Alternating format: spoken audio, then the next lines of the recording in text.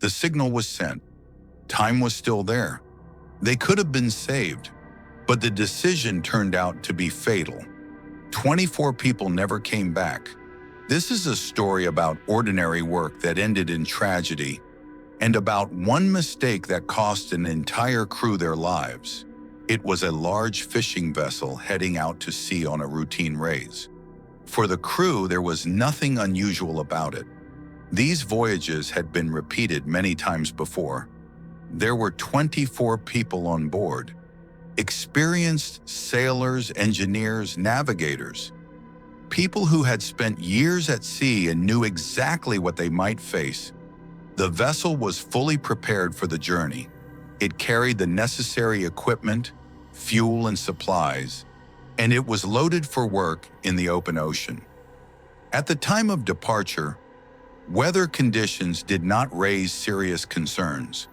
The forecast predicted rough seas, but nothing outside acceptable limits. The first hours of the voyage passed calmly. The ship moved farther from shore, entering the open ocean. Over time, however, the situation began to change. Weather updates became less favorable. The wind gradually intensified. Waves grew higher and heavier. The storm system that initially seemed distant was approaching faster than expected. By the time the vessel was far offshore, it became clear that conditions were worsening more seriously than forecast. At that moment, a decision had to be made. One option was to change course, move away from the dangerous area, and wait out the storm. The other was to continue as planned, relying on the strength of the vessel and the experience of the crew. The decision was made by the captain. He assessed the situation as difficult but manageable. According to his judgment, the vessel could withstand the storm. Turning back meant losing time, altering plans, and jeopardizing the catch. The captain chose to stay on course and continue moving toward the storm zone. That decision marked the point after which events became irreversible. Once the vessel entered the storm, conditions deteriorated rapidly. Waves began crashing over the deck. Wind speeds increased to critical levels. Visibility dropped sharply. The vessel was heavily loaded with catch.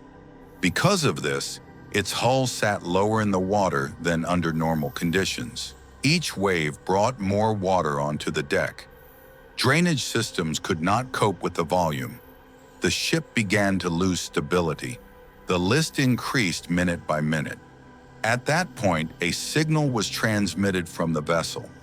It was not a distress call. It was a brief communication indicating a serious, but not yet hopeless situation. There was still time to react, but the storm continued to intensify. Every new decision was made under the pressure of seconds and waves. Soon, communication with the vessel became intermittent. The final signal was received late at night. After that, complete silence. The ship disappeared from radar. Search and rescue operations began almost immediately. Other vessels and aircraft were dispatched to the area of the possible disaster, but the ocean left no chance. The vessel was never found intact. Only debris was later recovered, floating on the surface of the water. There were no signs of life, no chance of survival. The investigation lasted for years. Weather conditions were analyzed, the condition of the vessel, its load, and the actions of the crew. The conclusion was clear and unambiguous. The catastrophe was caused not by the storm alone, but by the decision to remain in the storm zone with an overloaded vessel. When water began flooding the deck, the ship lost its stability.